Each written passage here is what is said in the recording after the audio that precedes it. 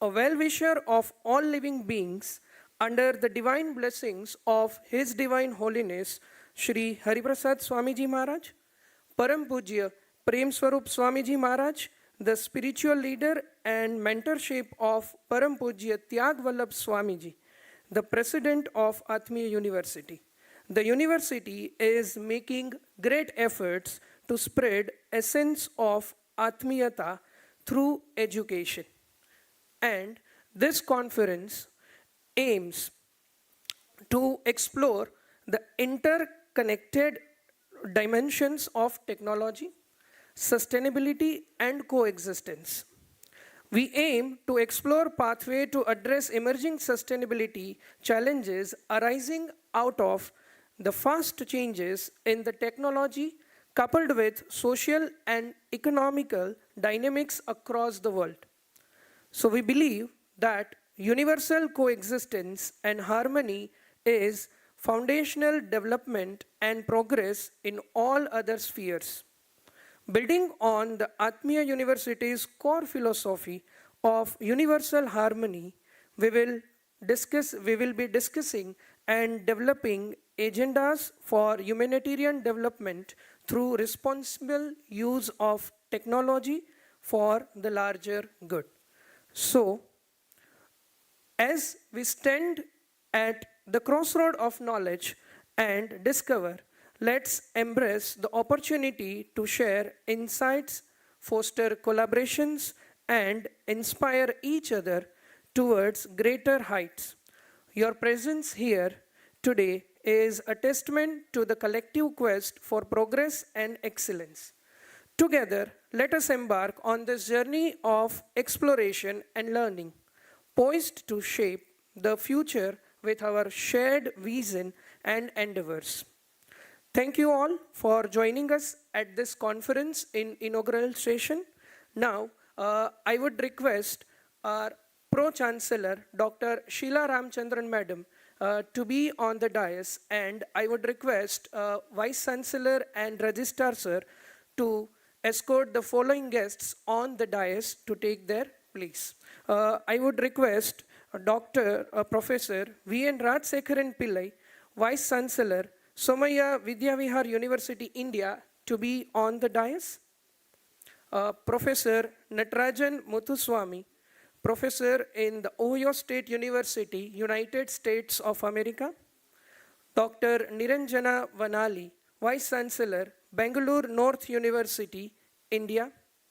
Professor K.B. Gudasi, Vice Chancellor of Karnataka University, Dharwad, India.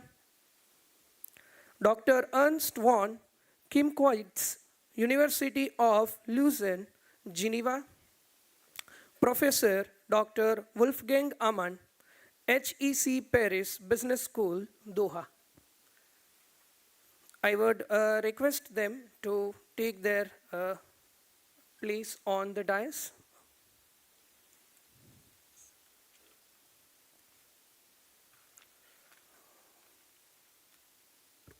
Thank you all. In the timeless wisdom of Vedic tradition, the chanting of Omkar is not merely a sound, but a profound vibrational connection to the universe, promoting peace and well-being across the world.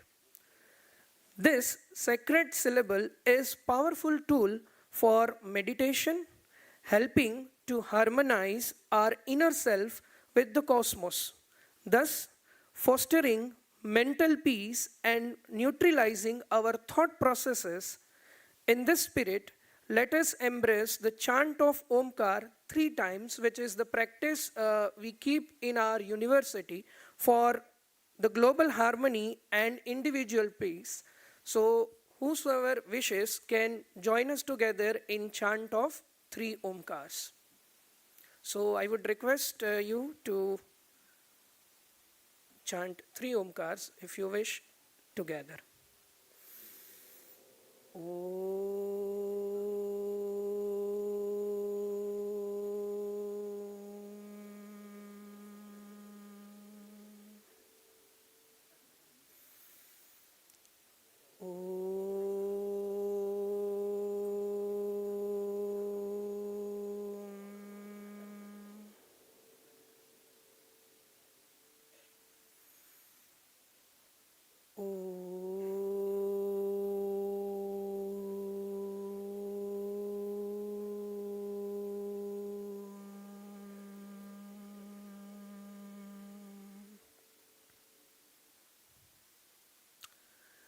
Thank you.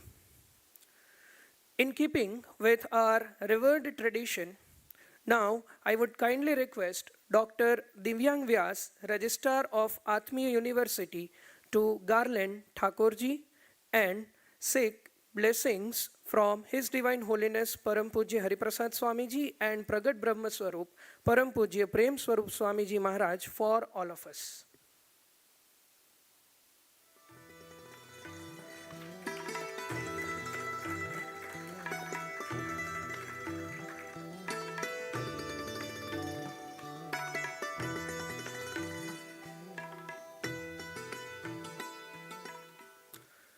Let us embrace the serenity of prayer, allowing it to confirm our commitment to personal growth, community service, and collective well being. With this auspicious spirits, let's begin this session with a prayer. I would request audio team to play the prayer.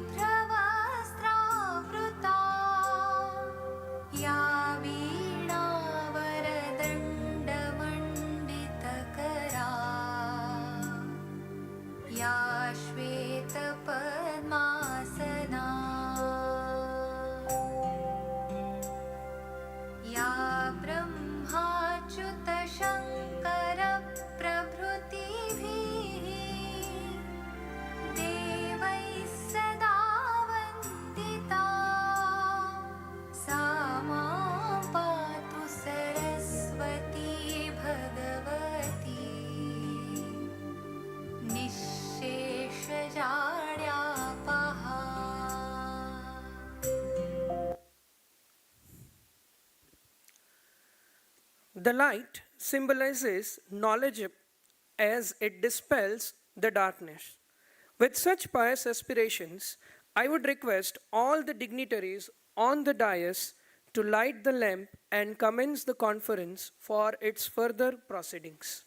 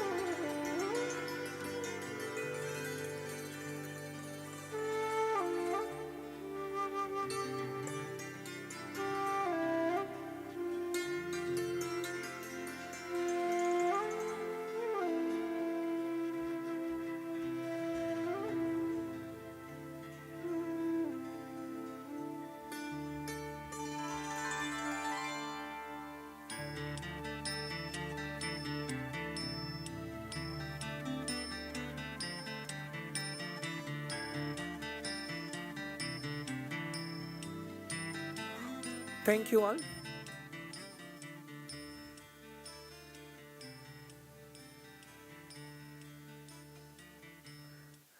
May I now call upon Honorable Vice Chancellor of Atmiya University, Dr. Shiv Kumar Tripathi, to present the welcome address, weaving together the threads of inspiration and anticipation for the days ahead.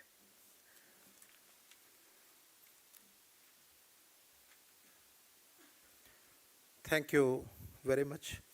A very good morning and Atmiya Namaskar to all. Honorable Pro-Chancellor, Chief Guest, dignitaries on the dais, off the dais, delegates, ladies and gentlemen.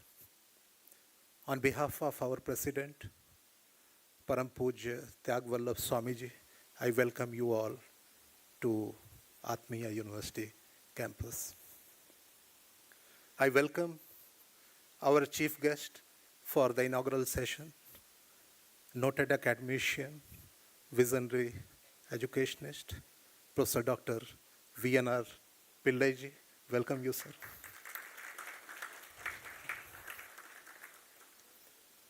It's my honor to welcome our Pro-Chancellor, who is presiding over this inaugural session, and also the foundation behind, the guiding force behind the creation of International Conference on Emerging Trends and Contemporary Practices since the very beginning. Welcome you, madam. I welcome today's keynote speaker for the inaugural session, Professor Dr. Natarajan Muthuswamiji. Welcome you. I welcome all the distinguished guests of honor on the dais, Professor Dr. K.B. Gudasi, Vice Chancellor, Karnataka University, Dharwad, Professor Dr. Wolfgang Amen from HEC Paris, Dr. Ernst von Kimakowitz, founder of Humanistic Management from University of Lausanne, Professor Dr. Niranjana Vanali, Vice Chancellor, Bangalore North University, Dr. Divyang Vyas, Registrar of Atmiya University. I welcome all the colleagues, deans of the schools of Atmiya University, distinguished speakers who have been very kind to join us here for this second IC ETCP 2024. Dr. O.P. Goyal Sahab, Professor Dr. Rakesh Mudgalji, Dr. Inderpreet Kaurji, Dr. T. Devi, Professor Puran Pandeji, Dr. Ivan Ureta, other distinguished guests from the Atmiya University fraternity, Kishore Bhai Mavadia, Professor S.K. Vaidya ji, Shri Chit Ranjan Sarangi ji, our very distinguished guest, Dr. Deepmala Baghel from IIM Nagpur, Professor Dr. Radha Sharma ji, and all Swastik Didi from Atmiya University, all the other delegates, ladies and gentlemen. The beginning of this conference, as I mentioned, IC ETCP 2024, the first edition of this was in 2022, and that was the period when we were in the transition from after the pandemic experience. So we at Atmiya University, as it was mentioned by my colleague in the beginning, our core value is universal harmony and sustainability for everyone. We experienced that the United Nations Sustainable Development Goals that we started with in 2015 got slight deviations in terms of our accomplishment and efforts. And what should be done, and how, pandemic also gave us a chance to review and reflect on this. So under the mentorship of Dr. Sheila Ramchandranji, we designed this multidisciplinary conference, which is a bit different from the conventional discipline or domain-specific conference in a sense. That here we want more and more of applications and solutions without ignoring the importance of the functional knowledge. How we can combine it and adapt it, that's the main focus of this conference, and that's how it differs. The first edition of this was online, and we had wonderful participation in that. Second edition, which the theme, as mentioned in the beginning, is technology, sustainability, and coexistence. I would just briefly like to draw your kind attention to some of the recent developments. One, last year, India hosted a very successful G20 presidency. At the same time, if you see, there is integration of African Union. And African Union was made member to this G20 as an invited member. Technology is growing at rapid pace. What all these things indicate to it? There is a shift of economic development activities towards the global south, countries in the global south. If we combine towards all the G20 and particularly the African Union, now the integrated African Union and Asia, we see that major contributor of the global GDP is going to be in future from this reason. And what is the implication of this for the universities, educational institutions, and for researchers and educators like us? If you see, the last century witnessed the both fundamental and applied translational research happening in the global north. I fully appreciate whatever developments have taken place, and it has got a great potential. But when we apply the same solutions to the new realities of the global south, we often face challenges. And if we educators are not prepared in terms of what knowledge solutions we can contribute towards the effective implementation for the development of the global south, that's going to create contradictions, challenges, and sufferings. And this is what we have been experiencing for last 3 to 4 decades. Dear friends, so building on this, we will be exploring across the interdisciplinary areas, multidisciplinary solutions, that how we can apply the knowledge, how we can translate our existing knowledge, which have been well created in the global north. I completely appreciate and respect that, but how we adopt it to the realities of the global south.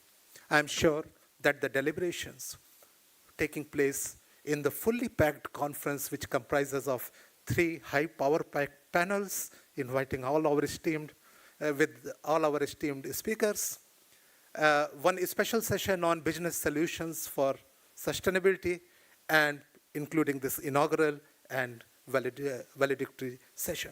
So I'm sure that in all these sessions, in addition to 8 parallel tracks, 16 sessions altogether is going to give you a wonderful experience, and we will be definitely coming out with some of the innovative ideas towards how we can work in universities and institutions for the common good, for the good of all.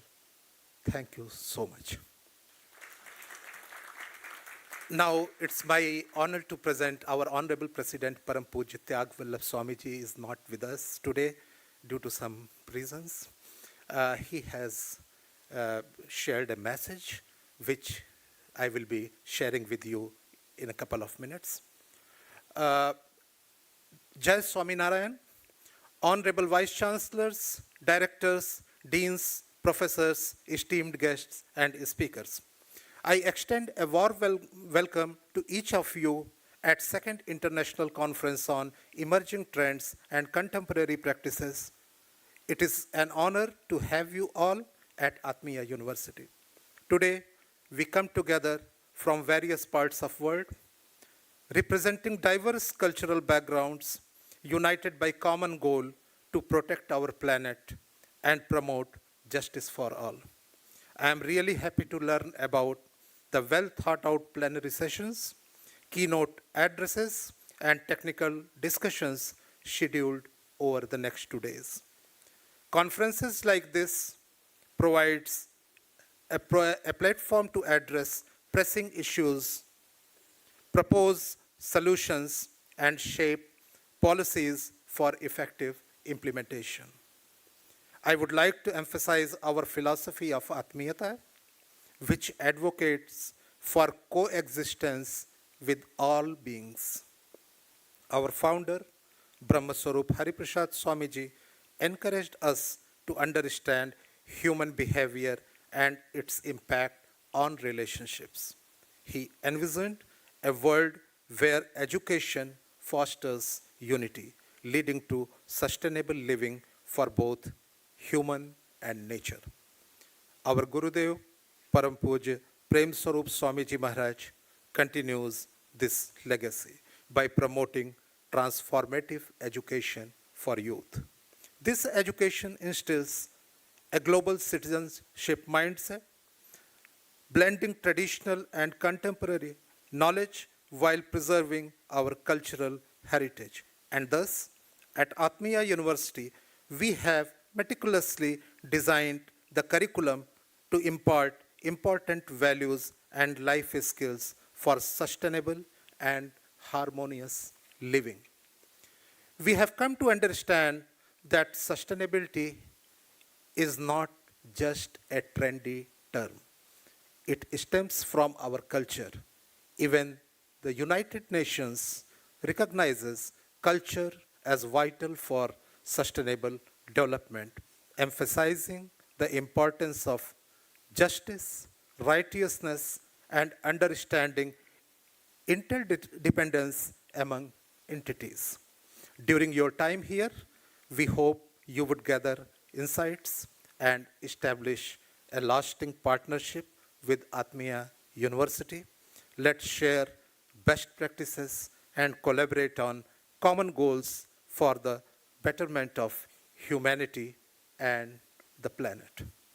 Thank you all for your participation and my best wishes for a successful conference. Regrettably, owing to circumstances beyond my control, I am unable to join you in person, and I express my sincere apologies for the inconvenience. With best regards, Sadhu Tyag Vallabh Das. Thank you.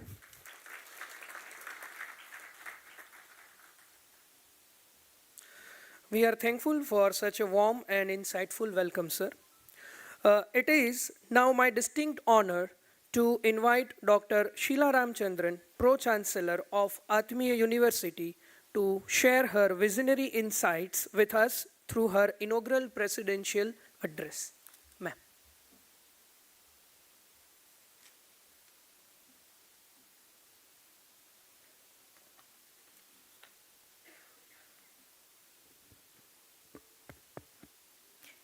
Jai Swaminarayan.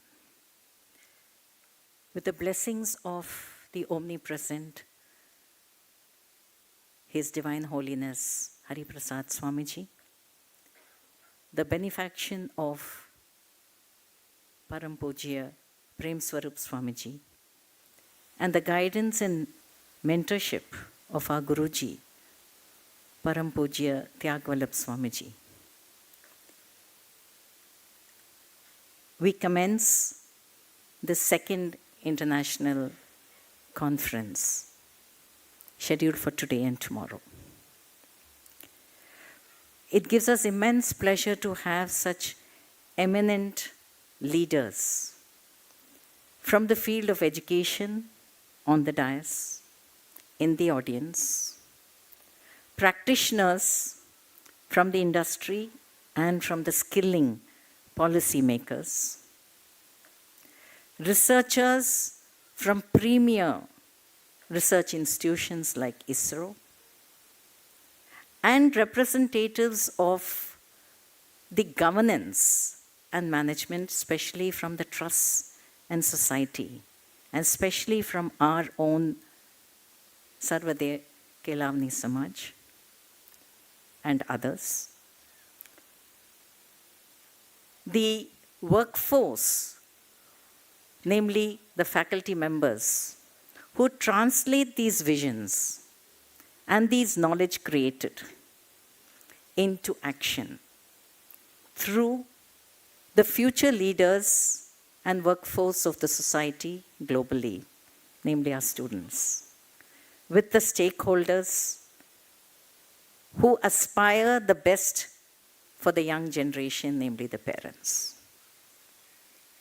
So when our Vice Chancellor said that this is a multidisciplinary or transdisciplinary conference, it's not only about the siloed domains bringing them together, but it is also about true application, bringing together onto one platform the various stakeholders of global development and practice. And that is the reason why I wish to elaborate on the role of each of these stakeholders. We are happy that this conference is on the pretext and premise of the core value of Atmiya University, which is also the core value of every human being globally.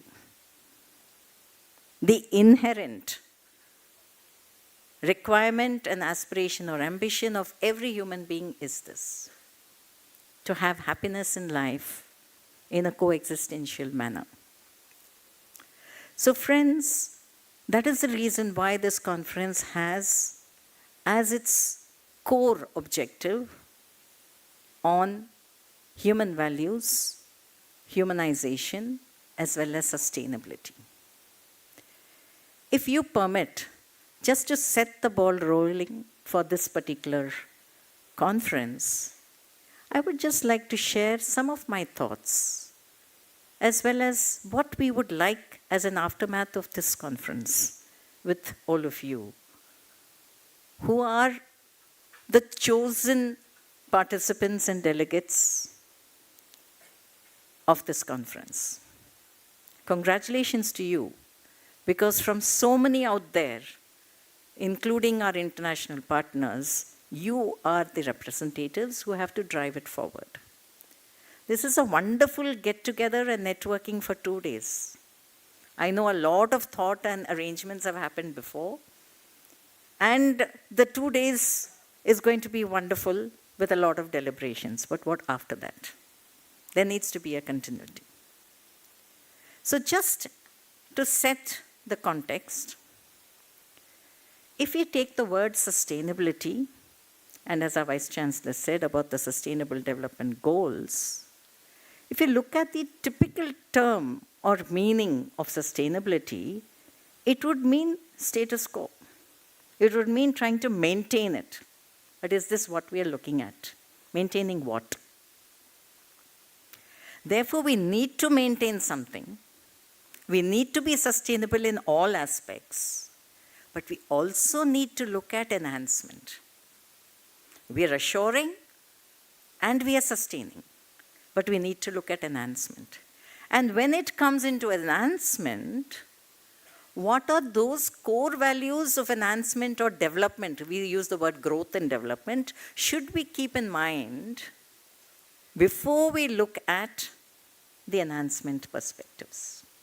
And therefore, this conference and many of our prominent resource persons and delegates are from the core value of humanistic network, of Jivan Vidya or universal human values. So I think it becomes our responsibility to see how the deliberations or what we are sharing here through networking, paper presentations, our talk, etc., can come together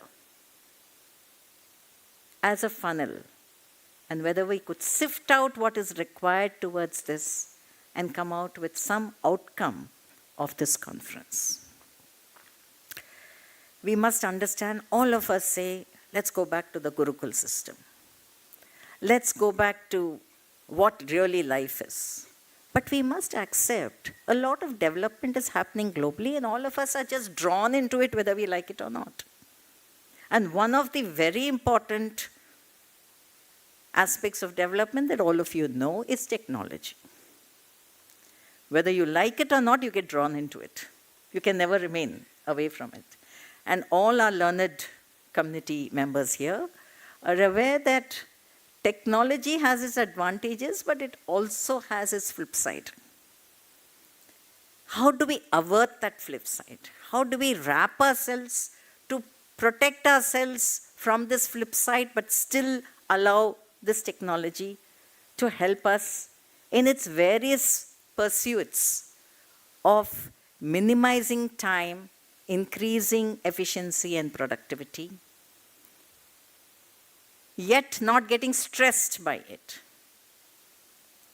To share with you a few examples, which you're also aware, but just to remind us and reiterate the point, we all know that disruptive technologies have been around 15 disruptive technologies in different fields over the past.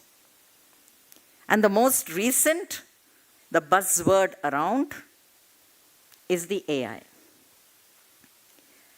To quote Satya Nadella of Microsoft, the CEO of Microsoft, who just gave a talk yesterday, and then, of course, his various other speeches that he has given earlier or sharing of thoughts he has done.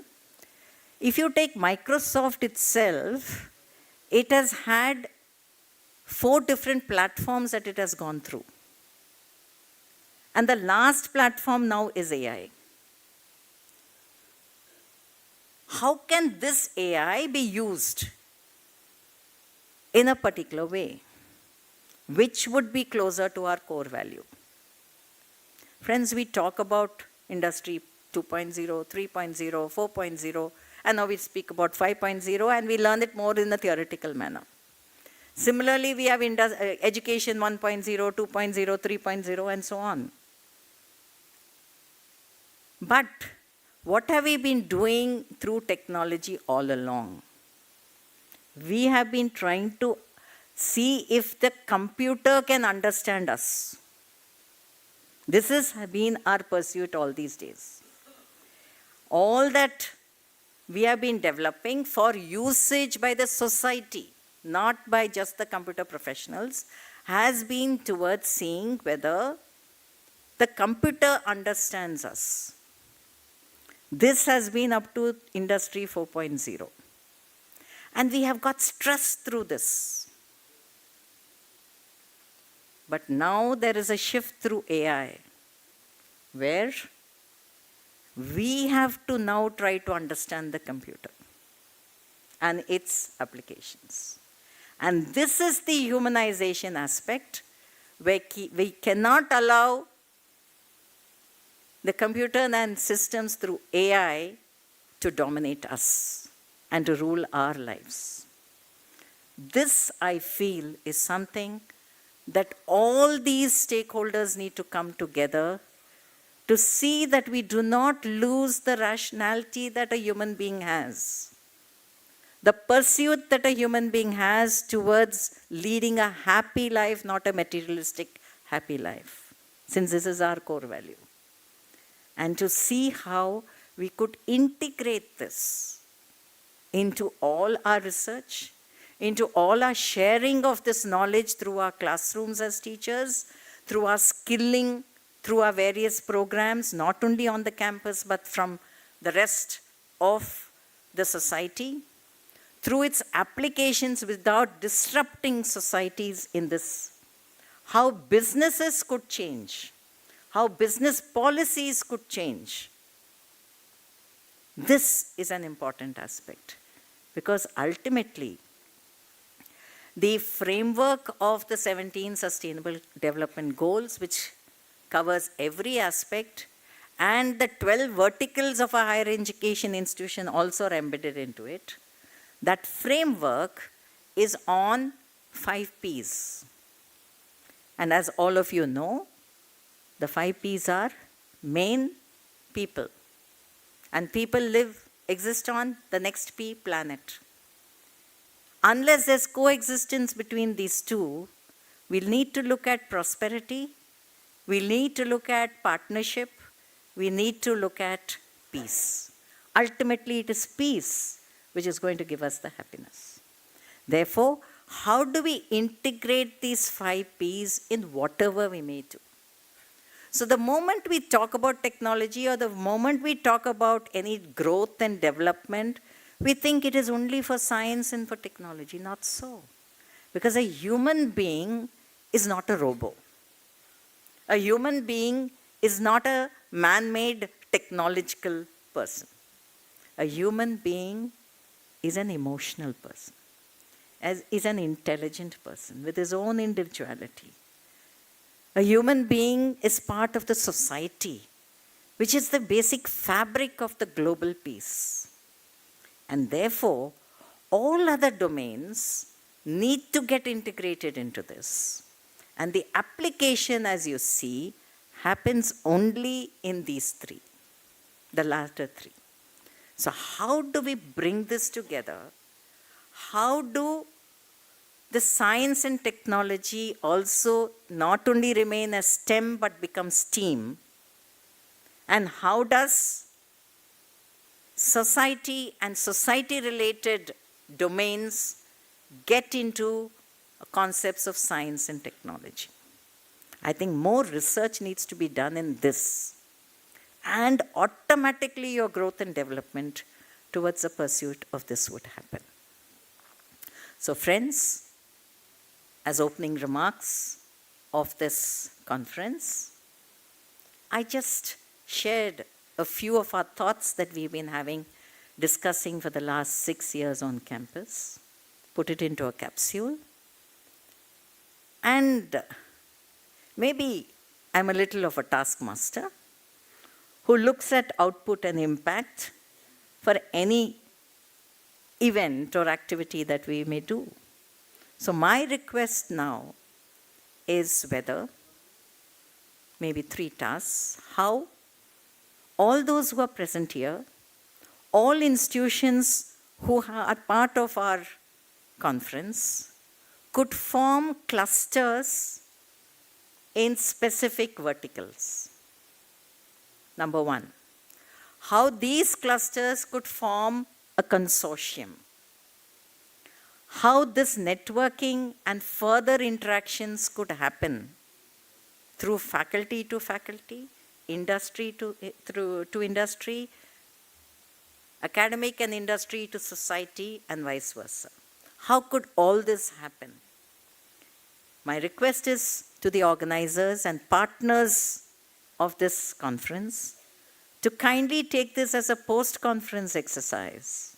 Come out with a compendium in such a way that we are able to develop this through online discussions periodically, through online deliberations, maybe in person also, and prepare a document towards this. Maybe we could take about 6 to 8 months' time, so that when we have our next national conference on consciousness development in the month of November 24, this document is available for release. And this would also give those from the society who have joined that group to see how even science, education, knowledge creation could translate the aspirations that they have. So friends, so happy to see some wonderful long-term friends from across the world and the nation here. I'm so happy that we are making new friends, and let this friendship remain sustained. Wishing you all a wonderful 2 days on our hospitable campus. On behalf of the President of our university and all of us, we extend a very warm welcome to you, and have a wonderful stay with us. Understand the culture that Rajkot is, Gujarat is, India is, and remain de-stressed during these next 2 days. Thank you and best wishes.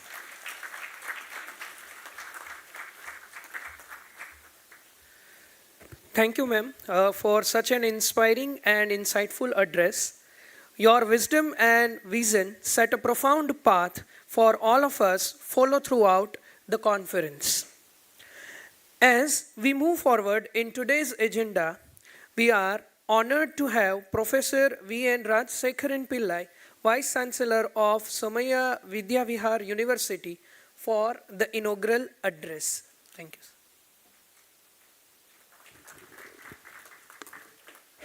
Good morning, everybody. Professor Dr. Sheila Ramachandran, Pro-Chancellor of Atmiya University, Dr. Shivakumar Tripathi, Vice Chancellor of the University, all the distinguished panelists sitting on the dais, Dr. Puran Pandey, my good friend, all other dignitaries who are going to present papers and attending different panels, members of the faculty of this institution, dear students, other participants from different countries attending this conference. I am from Somaiya Vidya Vihar University, Mumbai.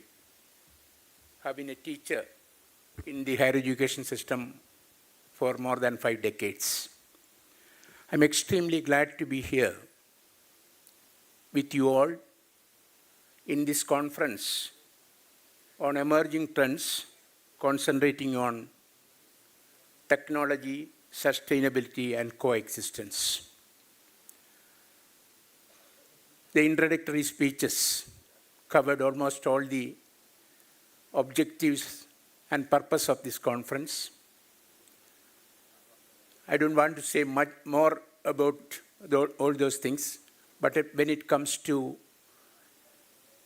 such a theme, a conference happening in a higher education institution, I would definitely like to concentrate on how these principles, how these ideas can be integrated into education.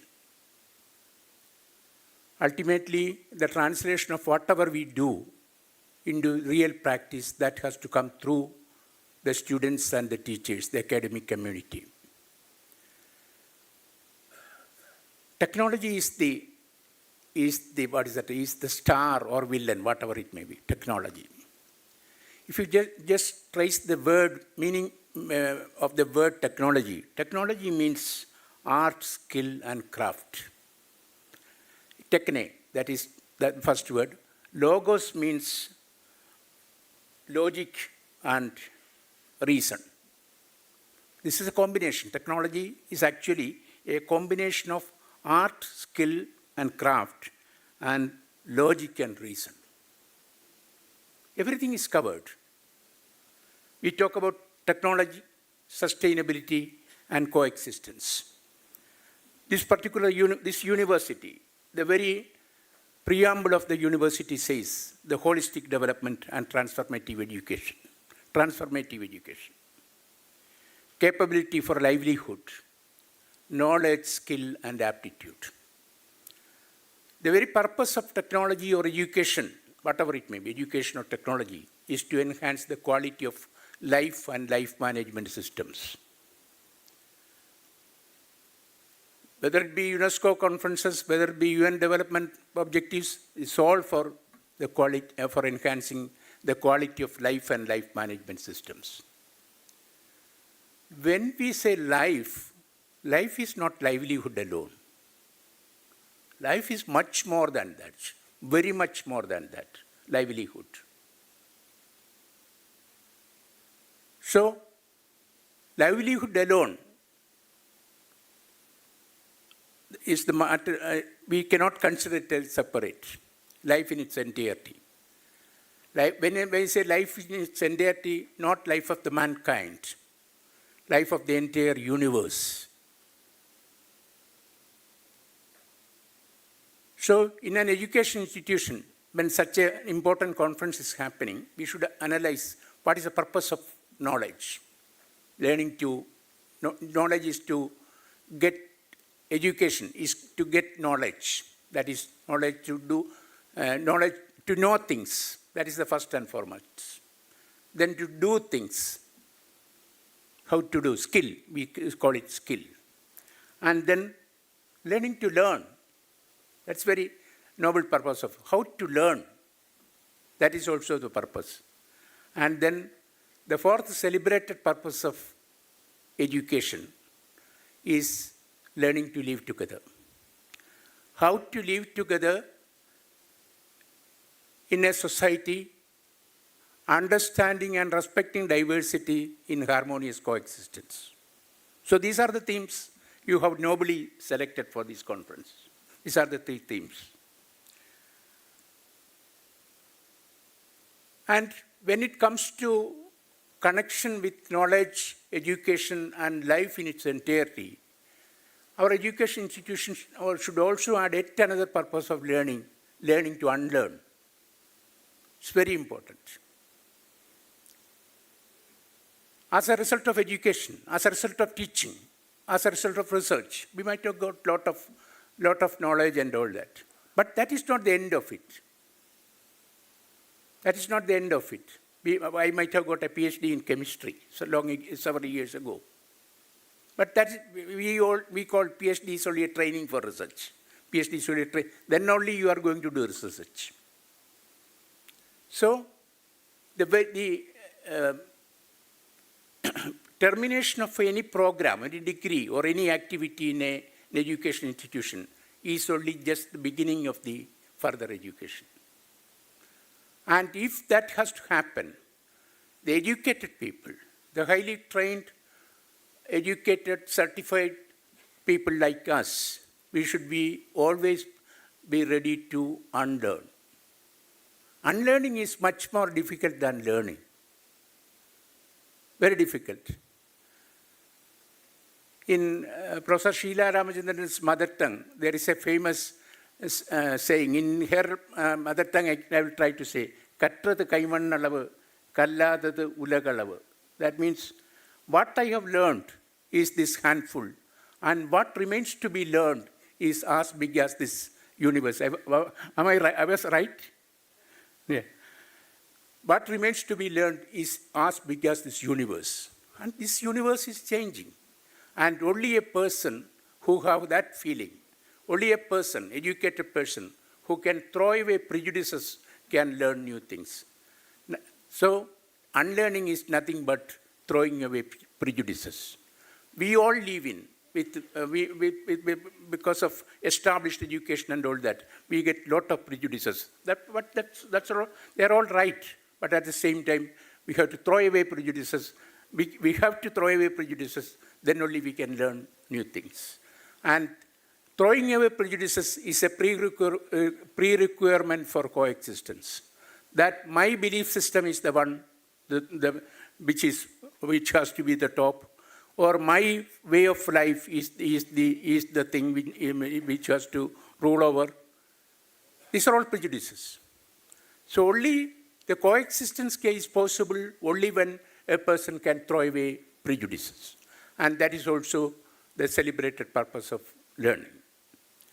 So, when it comes to this particular theme of this conference, the pursuit of sustainability has become imperative for the well-being for our planet. The pursuit is all the more relevant in a world which is every day becoming more and more reliant or dependent on technology. Probably that is why I have started with the defining technology. When we, maybe 20, 25 years ago, when we started using technology in teaching, everybody was telling that technology is going to replace teachers. Has any teacher been replaced by technology? No. Teacher cannot be replaced by technology. Similarly, Professor Ramendran mentioned about the artificial intelligence and all that. The human intelligence, human intelligence, emotional intelligence, all these things are not going to be affected at all by these artificial things. But of course, we should, when I say that, it is very important that we have to imbibe technology. We have to imbibe technology, understanding the context of technology. The knowledge and skills which we impart, or which we impart through education, teaching, or which we get through knowledge creation, research, it is only the text of all matter, only the text. This text of knowledge and skills need to be applied to the society. And only when we understand the society, only we understand the context of the society, we can apply the text of knowledge and skills. And this text-context correlation is nothing but the social relevance of knowledge. And this text is ever-changing. It's very dynamic. It changes from place to place. It changes from country to country. It changes from time to time. And this context is the one which is affecting us. And we have to be very vigilant, very conscious, and very concerned about the context. If you do not understand the context, the application of the text may fail. That is how many of these things find a negative effect. When it comes to negative effect of technology, all these things are there. So the context is very important. Context, I mentioned, is dependent on a large number of things. Our belief pattern, our own way of living, our culture, our language, all these things contribute to the context of context. Unless and until we are imbibed in that context, our own, the text we got through knowledge and skills may not find application. So in a broader context, what we are analyzing in whether the interrelation between technology, sustainability, and coexistence, we are interpreting knowledge. So when it comes to knowledge, of course, in India, the national education policy is happening. Implementation of the national education policy is happening. We talk about the Indian knowledge systems, not talk about, we are really proud about the Indian knowledge systems. We also know that we have 1,000 universities and 50,000 colleges. And we are worried about how this knowledge and how education can be imparted, higher education can be imparted to much higher numbers, much big numbers. But at the same time, when it comes to knowledge, we should also appreciate that there is not a lot of knowledge and skills which are with the Aboriginal system, Aboriginal people in this country. There are a lot of knowledge and skills with the ordinary people who have not gone to the schools, colleges, or universities in this country. And it is very important to appreciate that knowledge also. That knowledge which they have got. And United Nations has a program even now. Assessment and certification of prior learning, prior knowledge. In this country, when it comes to thinking about coexistence, sustainability and all that, we have to extend our higher education institutions, our high knowledge generating institutions should collaborate with, should understand, should be hand in hand with the traditional knowledge systems of the country. And this is true not only for India, for all developed societies, they had also the traditional knowledge systems. When you go to, Dr. Tripathi was mentioning about the African Union integration and all that. Look at the traditional knowledge they have. Similarly, this country. So, technology should go to them. Technology should probably, they will find it more sustainable. The things which they have been doing will be more sustainable with more appropriate application of technology, appropriate application of technology. So then, the quality of life and life management systems will automatically improve. When the quality of life and life management systems improve, I think everything will be sustainable.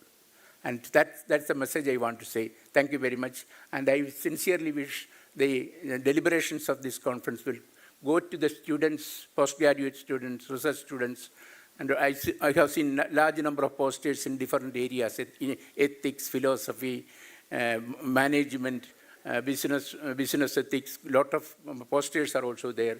Let me congratulate all of them, and I'm very confident that this well thought out conference with the final outcome mentioned by Dr. Ramachandran will definitely lead to fruition, and we look forward to the outputs of this conference so that we can collaborate with institutions. We can collaborate with institutions in an excellent way.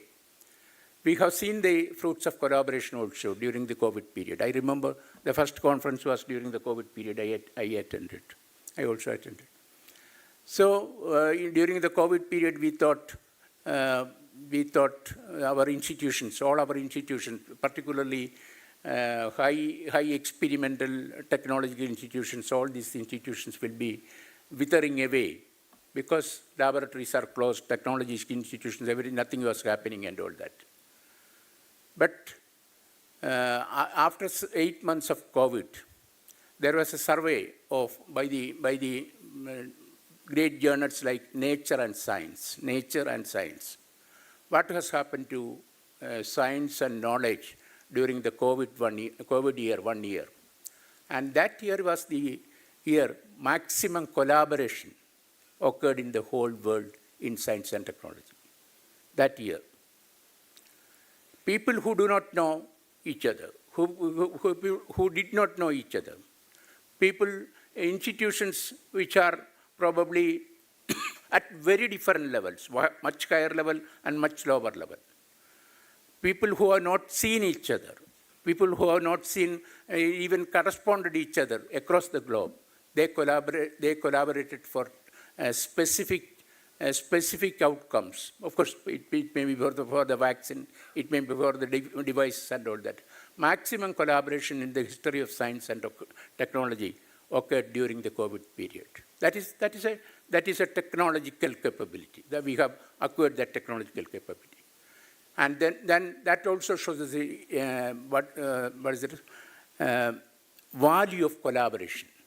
So such situations necessitated collaboration in a very big way, and therefore we cannot exist in isolated institutions. It is very important to create core areas and core groups, and that is how knowledge grows. We talk about India, what is our contribution in very specific areas. We have seen Indian Space Research Organization, how it has really contributed, how it is functioning. Similarly, it is very important that in all specific areas, of course in space and atomic energy, we have very defined specific core areas steered by the central government. But for any major breakthroughs, it is very important to have a critical core number of people working together from different institutions.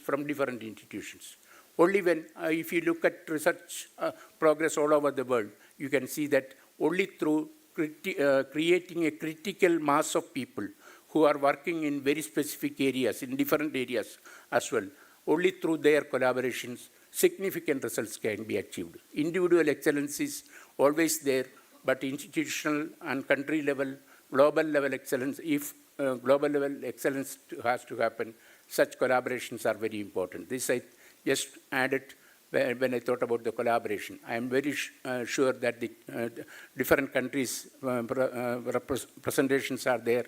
I know some of them very well, and I am very confident that the deliberations of this conference will lead to very useful study materials, as well as research materials, as well as probably application materials which are necessary for all branches of education. Thank you very much.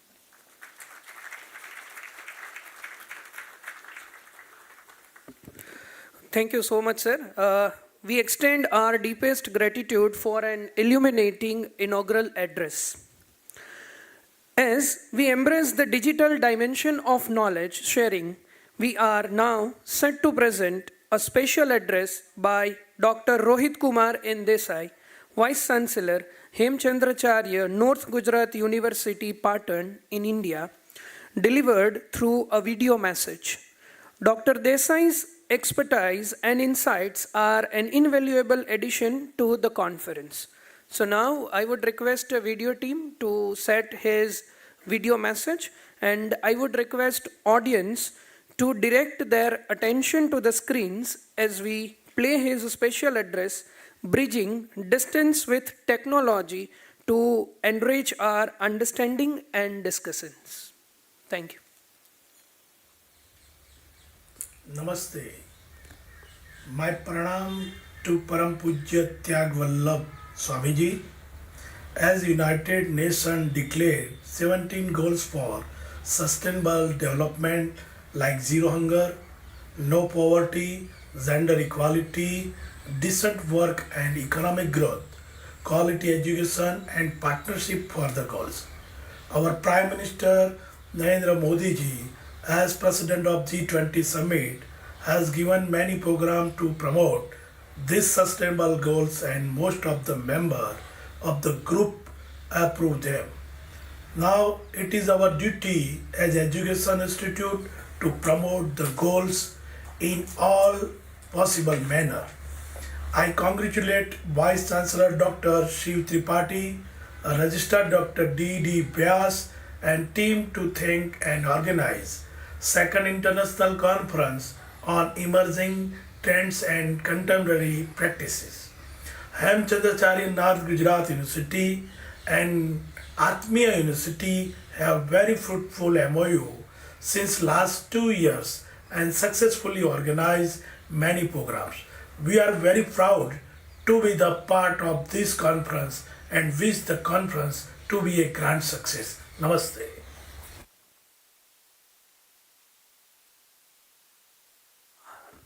In his absentia, I would thank Rohit Kumar Desai sir for his special address. We are now set to expand our horizon with the global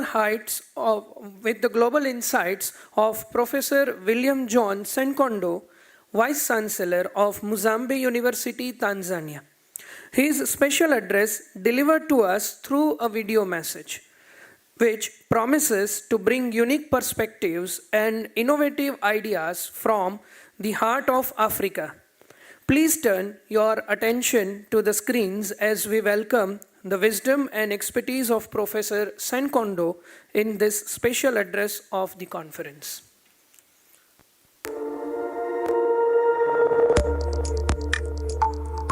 President of Atmiya University, Mr. Tyag Swamiji, Pro-Chancellor, Dr. Sheila Chandran, the Vice-Chancellor, Professor Shiv Tripathi, distinguished guests, speakers, delegates, organizers, ladies and gentlemen. First, I would like to congratulate Atmiya University for organizing an international conference on emerging trends and contemporary practices 2024. The theme of this conference, which is technology, sustainability, and coexistence, is highly relevant for the fast changing world today. While the Sustainable Development Goals offer a standardized global framework for monitoring the development progress, the real success of development lies in addressing grassroots level issues relevant to a particular geographical location. The countries in the global south have a different development perspective compared to their counterparts in the north. In this context, universities and higher education institutions have the opportunity now to work together towards addressing relevant sustainability issues through collaborative works. I always believe that true sustainability lies in the happiness of the society, and therefore the sustainability solutions need to focus more on the social well-being of our communities. I therefore call upon the universities to lead this change, and I'm very impressed to learn that Atmiya University has been doing a great work in the area of knowledge creation, but also dissemination for social good and happiness. We all know that Tanzania and India have long-standing history of collaboration in many areas, including business, trade, technology, health, and education. I know that last year, that India hosted a very successful G20 conference in which the African Union was made a permanent member of the G20. This monumental achievement provides the continent with the role to play in the discussions of key global issues. In line with this, then we have the opportunities now to work together for the sustainability solutions relevant to our contextual situation. I wish I could be with you all today. However, I look forward to meeting your team in the near future. I once again congratulate Professor Tripathi and the team for organizing this very important conference, and I wish you all the best. Thank you so much. In his absentia, I would thank Professor Senkondo for sharing his views on the conference. It is with a great anticipation and honor that we invite Professor Natarajan Muthuswamy, a distinguished professor from the Ohio State University, USA, to deliver the keynote address.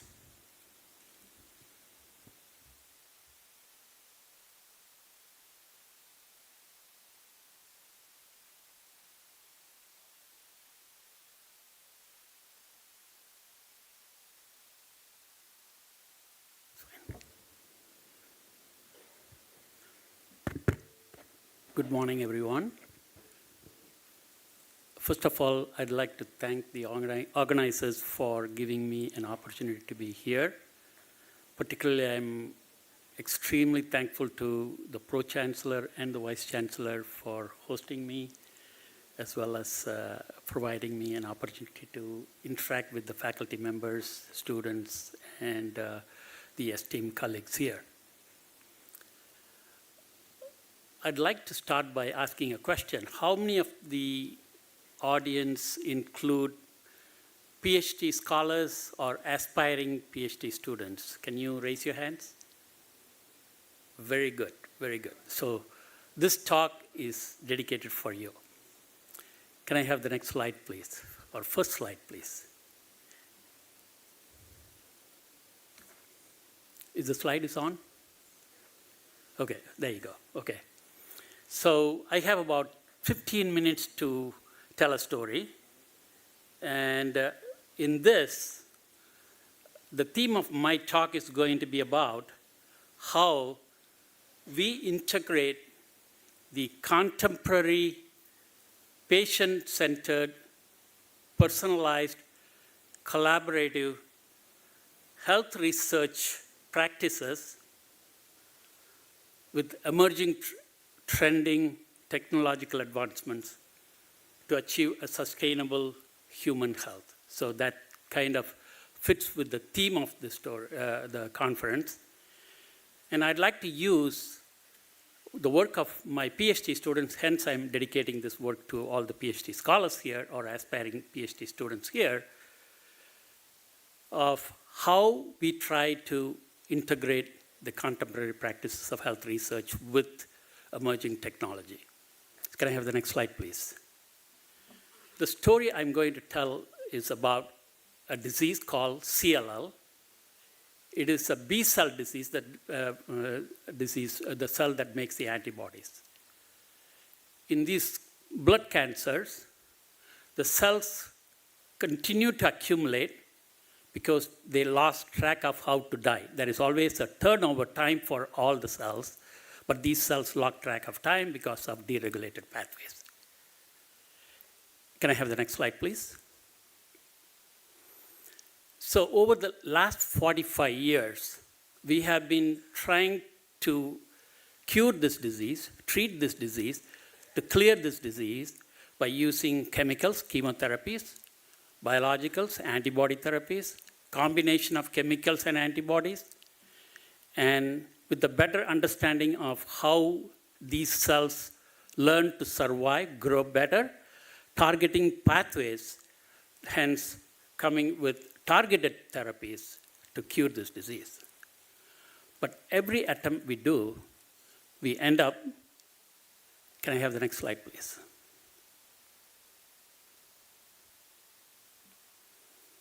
We see very good remission, meaning the patients are very cleared of the disease. They remain in remission for 4 to 5 years, 6 years, 10 years. Then the disease relapses. And one can always think why in the patients who are under check for 5, 6 years, their disease is coming. There are a lot of reasons. There could be mutations or changes that happen in the target of the drug, so now the drug is no longer effective. There may be the cells found other tricks, so they escape from the mechanisms that were operative to keep them survive. Now they have found an alternate way. Or they were hiding in places where the drugs cannot reach. And this is a very intensive area of focused research throughout the world for a long time now, because we are not able to cure these diseases. And we wanted to think a little bit differently. We came up with the possibility, can I have the next slide, please?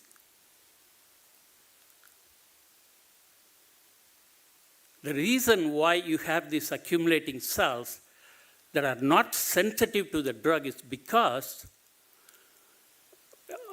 of the reasons that I said to you earlier, or there may be a precursor that is in the organ where these cells develop, normal B cells develop, and there may be a precursor, leukemia precursor cell that may be residing in the bone marrow where these cells are developing. So then we wanted to know whether those cells do exist. So it makes sense that if you have precursor cells that are in the bone marrow that are not sensitive or not tested with drugs against them, they are gradually repopulating over the years, even though your mature cancer cells are gone. Can I have the next slide, please? So how do we test this? So we are from a hospital setting. Ours is Ohio State University Cancer Center. So we have patients coming in with the disease. We have access for the bone marrow cells. We can take the bone marrow cells from the patient or normal donor. For example, somebody met with an accident, we can have access for that. We can take these hematopoietic stem cells or the cells in the bone marrow, precursor cells, and graft them into a mouse that does not have the immune system, so the cells can grow and develop the disease. When we asked whether the cells from the patient bone marrow can contribute to the disease cells in the mice, and they do. But when the cells from the normal donors, it doesn't. That told us that you have precursor cells that are residing in the bone marrow that gives rise to the cancer cell. Can I have the next slide, please? While we can conclude that the precursor cells are capable of giving rise to the disease, it is also remotely possible when you took the cells from the patient's bone marrow, you may have contaminating cells, mature cancer cells, that are piggybacking with these precursor cells, that are engrafted into the mice, that is giving rise to the cancer cell. Hence, what you are seeing really is the expansion of the pre-existing cancer cells from the patient, but not existing precursor leukemia initiating or leukemia stem cells. So that is a very critical question that we need to address, because the entire premise of existence of these precursor cells that give rise to disease is dependent on overriding or ruling out this possibility. So that's where we leaned on the modern technology. We are able to isolate DNA from these patients, precursor cells, and mature cells, cancer cells, and ask if there is a difference, or let me rephrase it. So patients have specific alterations in their genome. In the cancer patient cells have specific deletions of chromosomal regions, mutations associated with the therapy resistance. These are all constant features in the patient samples. If our hypothesis that mature cells, contaminating cells, are contributing to the disease in the mouse, then we can sequence the cells from the patient and sequence the cells from the mouse that are originating from the hematopoietic compartment, precursor, and ask if they are carrying the same mutations. To make a very long story short, genomic analysis, sequence analysis of the DNA of the patient cancer cells are totally different from the cells that are arising in the mice when we use hematopoietic stem cells, precursor cells from the same patient, telling that these cells in the mice are originating independently from precursors, and it is not contaminating cells. So that is great. So now we established that precursor cells that can give rise to the cancer do exist in the patients, and they are not sensitive to the drugs that we are using, because the drugs are tested, developed, and brought to clinic based on evaluation on mature cancer cells. They are not tested against these precursor cells that gradually later can populate. Can I have the next slide, please? So what? Okay, now we have identified a population in the bone marrow. Now our goal is to test drugs on these cells. And unfortunately, we don't have a marker that will identify these cells as a leukemia-initiating cells or leukemia stem cells. Can I have the next slide, please? All we have information is if I take the normal, healthy hematopoietic stem cells, precursor cells, from you and me, versus a CLL patient, if we sequence the RNA in these patient samples, we can find two distinct RNAs that are overexpressed in the cancer patient. So now we have a marker that distinguishes the precursor cells that are in the patient. But unfortunately, this is RNA. It is not on the surface, so we cannot pull the cells out. So we have to develop a technology where we would be able to identify, isolate, and study the biology of the cells and also therapy sensitivity to the drugs. So that's our goal. Can I go to the next slide, please? So in order to accomplish this, we developed what is called as a microelectroporation platform. Essentially, it is a microchip where you can deliver your stem cells, hematopoietic stem cells, from the patient or the normal person, trap these cells, introduce a molecular beacon or molecular probe into these cells that will hybridize to the RNA in these cells. Remember, we identified two distinct RNAs in the tumor, in the cancer patient cells, hematopoietic cells. So we are able to identify the cells that have this RNA and not. So this microelectroporation platform allows us to isolate these cells, and this is done in collaboration with the chemical engineering and mechanical engineering departments in in the Ohio State University. If I go to the next slide. And we can pull these cells out and study the behavior of these cells. For example, now we can ask, are these cells actively dividing? Are these cells remaining quiescent? These are the properties of the stem cells one can look at. So now we have a way of isolating these cells using this technology and study the biology of these cells. And we found that these cells that have these high levels of this GATA2 RNA are very quiescent status. So now, can I have the next slide, please? We can also use this platform that I described to capture these cells, introduce a probe, so tell which cell has the high levels of GATA2 RNA, which cells have low RNA, and we can treat these cells in this microchip with the drugs that we are interested in. Known drugs or unknown drugs, we can use it for a screening of drugs against these tumor cells. And to make a very long story short, currently there is a chemotherapy that is approved, that is being used in CLL patients. It's called fludarabine. It's a first line of therapy. So we know that fludarabine does clear mature cells. So we went back and asked whether that drug kills these quote-unquote leukemia-initiating or leukemia stem cells.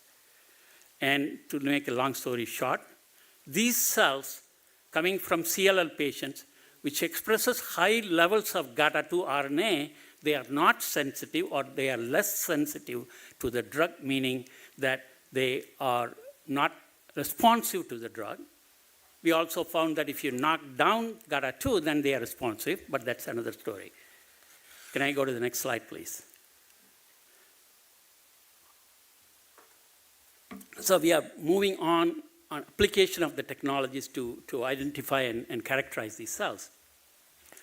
So now our goal is to ultimately find mechanisms that these cells are using that we can target for therapy. So one way to do this is to do single cell or limited cell RNA sequencing of these GATA2 high and the GATA2 low cells from the CLL patient and ask what is the difference between these two cell types. Can I have the next slide, please? In terms of the RNA profile, we can identify pathways that are overly used or underused in these cells, and we can come up with ways of identifying these pathways and using therapies available or develop therapies to interfere with these pathways, then that will interfere with the survival of these cells and mediate cell death. So we have identified one critical protein called Icaros, which is overexpressed in these cells. Can I have the next slide, please? And we have gone back and confirmed indeed at protein level, these cells do have high levels of Icaros. The GATA2 high cells also have high levels of Icaros. It is a DNA binding protein that binds to DNA and regulates transcription and promotes survival of the cells. And now we have a candidate. So we want to ask whether we have any drugs that can target these candidates. Can I have the next slide, please? Fortunately to us, we have been working in the past with a drug called lenalidomide. It is approved for certain B-cell malignancies, but it is not approved for CLL. The target of this drug, lenalidomide, is cereblon, which is a protein that is involved in sending proteins to degradation. One of the major targets of this drug is Icaros, the same transcription factor that we found was upregulated or highly expressed in the GATA2 positive cancer cells. So now the obvious question is, are these cells sensitive to the lenalidomide? So now we go back to our platform, microchip platform. We can ask, if you treat the cells with the drug, are you downregulating or degrading the protein that is overexpressed in these cells, the transcription factor, Icaros? And the answer is yes. Can I have the next slide, please? We can show that if you treat with the drug, your IKZF1, which is the Icaros, is downregulated. And more importantly, using the drug evaluation chip, we can ask whether the cells that overexpress GATA2 are sensitive to the drug. And we can see that compared to the GATA2 negative cells, the GATA2 positive cells that are predominantly present in the CLL patient bone marrow are sensitive to this drug, indicating that now we have a drug that can potentially be used or evaluated further for therapy against CLL disease. Can I have the next slide, please? So I want to kind of use this concluding slide to convey a message. We have shown that using contemporary research practices, these are the practices, it is personalized, it is patient-oriented, it is collaborative, because we have to seek help from our colleagues in chemical engineering to develop that device. We have to seek help from our College of Pharmacy for developing drugs. We have developed a drug and patented that we are testing on these cells that we have found sensitivity as well. And also our biostatisticians, bioinformaticians who help us to analyze this high throughput data, that are DNA sequencing data as well as RNA sequencing data. So it is an effort of collaborative initiative that led to the discovery of these leukemia initiating cells in the CLL patient bone marrow that can be targeted for therapy evaluation. So we are now further studying the biology of these cells as well as their therapy sensitivity in mouse models as well as in human patient samples. So I'd like to, can I have the next slide, please? Again, the reason I said that I want to dedicate this to the students here is, this is Chi-Ling Chiang. He was a graduate student, so this is the work of Chi-Ling Chiang and Eileen Hu, an MD PhD student. Two PhD students in my lab who were instrumental in taking this challenging concept of potential existence of leukemia-initiating cells, stem cells in the CLL patients, and have moved through. This is about 10 years of hard work. So it's a lot of work, which I had an opportunity to present here. And we have a number of colleagues, funding agencies to thank for this work. And with that, I would like to thank everybody for your attention. And I'll be glad to answer if you have any questions during the sessions or outside.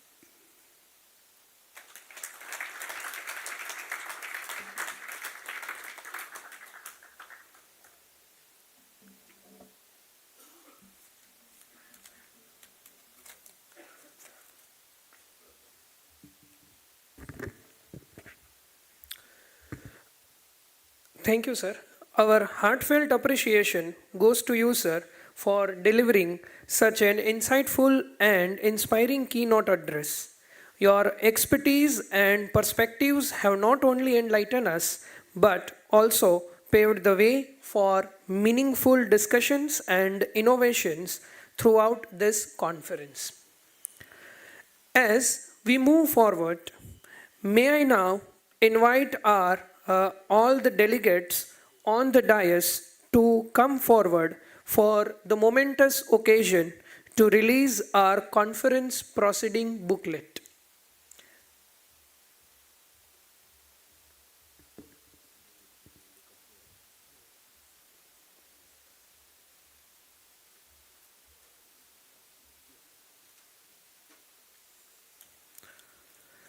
This document embodies the collective wisdom and insight of our distinguished contributors. So please have a round of applause for the release of conference proceeding booklet.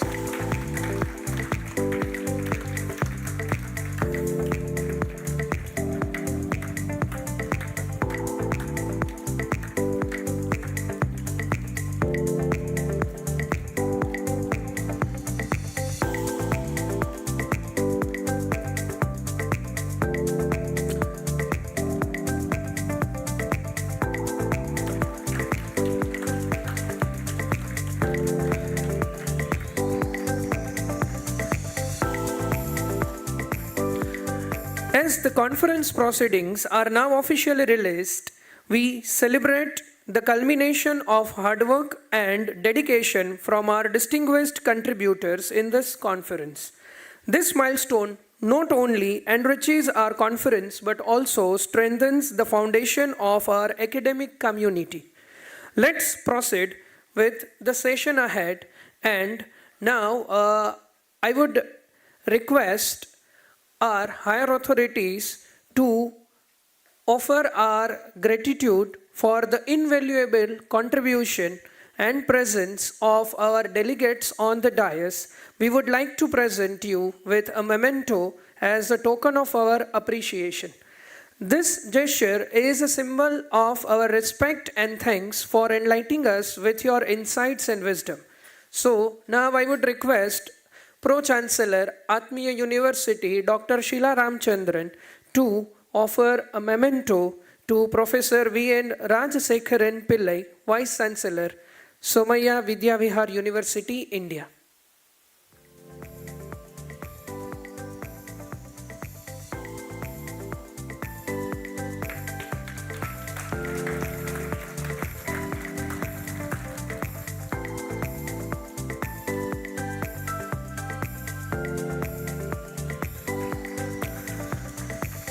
Now, I would request Honorable Vice Chancellor of Atmiya University to offer the memento to Professor Natarajan Muthuswamy from Ohio State University, USA.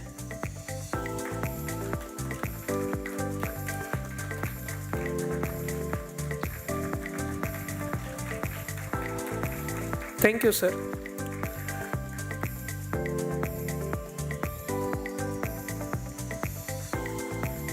Now I would request Registrar Dr. Divyang Vyas to offer the memento to Niranjana Vanali, Vice Chancellor, Bangalore North University, India.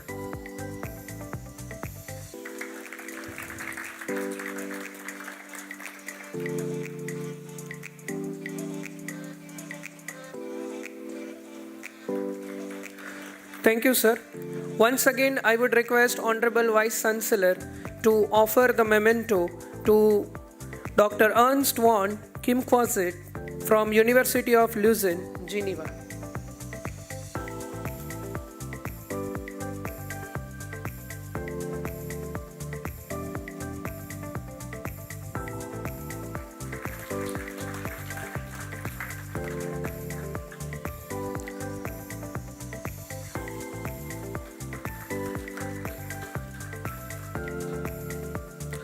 Now I would request Pro-Chancellor Madam to offer the memento to Professor K.B. Gudasi, Vice Chancellor, Karnataka University, Dharwad, India.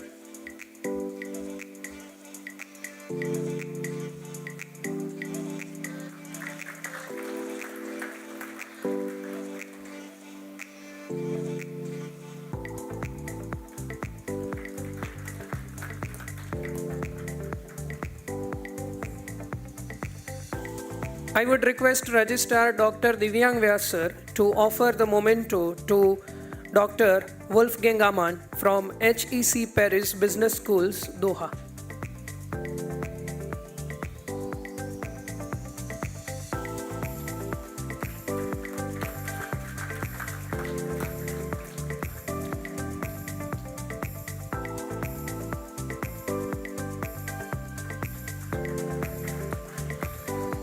Thank you, sir. We are nearing the end of this memorable session. It's my honor to request Dr. Divyang Vyas, Registrar Atmiya University, to come forward and convey our collective appreciation through the vote of thanks.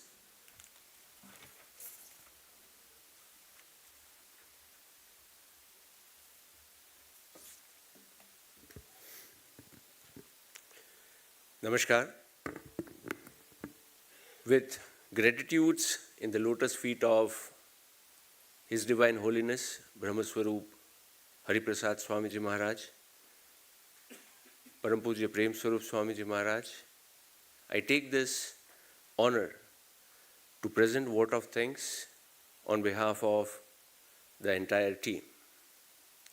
At the outset, I would like to express our sincere gratitudes to our mentor, President of Atmiya University, Param Pujya Tyagvallabh Swamiji, for his constant and generous support and guidance in organizing this conference. We would also like to express our gratitude to our Honorable Pro-Chancellor Madam, Dr. Sheila Ramchandran Madam, for her valuable guidance in shaping this event. Even your address today, as always, fill us with new ideas, energy, and further commitment. We are also thankful to Professor Rajshekharan Pillai for his inaugural address and being with us on our invitation and setting the tone for this conference. We also express our sincere thanks to Professor Natarajan Muthuswamiji for his keynote address, where Sir has illustrated the core idea behind the very theme of this conference. At this point, we would also like to express our sincere thanks to Miyazaki University, Japan, Mozambique University, Tanzania, Hemchandracharya North Gujarat University, India, and other partnering universities and organizations for supporting this conference. This association also represents the very theme of the Conference on Coexistence and Collaboration, and we trust that this association will continue to grow in coming times. Organizing international conference of this scale and with this unique theme requires a huge support and collaboration. We are highly thankful to all national and international experts on the dais, off the dais, on site, as well as who have joined online from various academic institutions, industries, and social sector for their unconditional support and consent to contribute to this conference in form of distinguished speakers and session chairs during this 2 days of event. Here we also acknowledge the financial support that we have received from All India Council for Technical Education and Council of Scientific and Industrial Research and express our sincere thanks for their trust and confidence in us. As was mentioned earlier too, the first edition of this conference was organized in 2022 as an online event. Organizing this second edition as an on-site event required a great vision and meticulous planning. a very special thanks to our Honorable Vice Chancellor, Sir, Dr. Shiv Kumar Tripathi ji, for his constant guidance and involvement in the entire journey leading to today's event. On behalf of the entire team, sir, we express our sincere thanks to you. Special thanks also to our Honorary Secretary of the Trust, Dr. Samir Vaidya ji, Member of the Trust, Shri Kishore Mavadia ji, and our Pro Vice Chancellor, Sir, Dr. Jayesh Deskar ji, for their support and guidance. The conference has received participation from 300 plus delegates. We are thankful to them because it would be through their participation and sharing the very purpose of this conference would be served. We also acknowledge the team of national and international reviewers who have given their valuable time in reviewing the submissions that we have received as part of this conference. UGC, a couple of years back, during their visit to the university, noted in their report that university is blessed with team of committed staff member with service orientation. I acknowledge the untiring efforts by the entire organizing team led by my colleagues Dr. Kothari, Dr. Hiren Kavatia, Mr. Pratik Munjani, and Dr. Chirag Erda. It is the effort of the entire team for almost an year that has made this event possible today. The organizing committee has given their best to plan the smooth conduction of the event so as to give a wonderful experience to all guests and participants.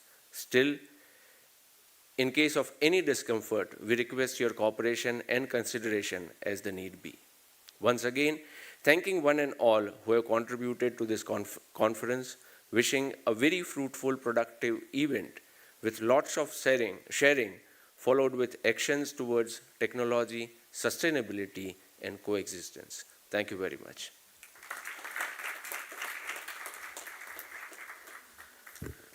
Thank you, sir.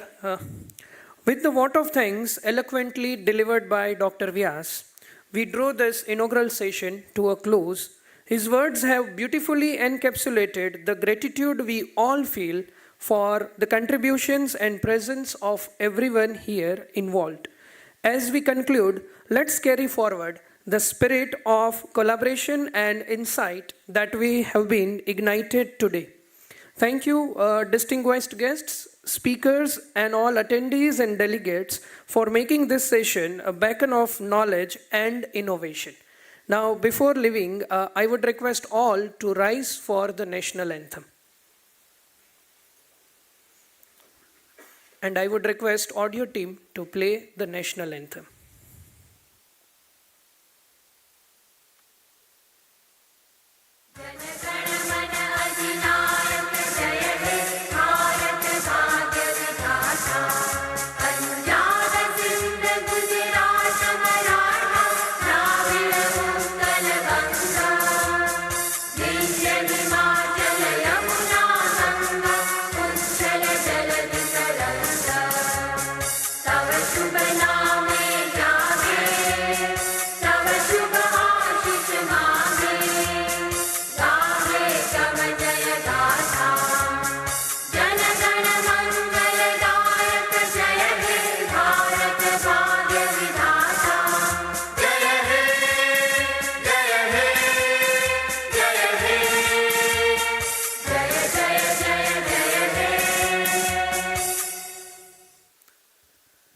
Thank you all. I would request all the dignitaries on the dais to be here for a while so that we can have a group photo.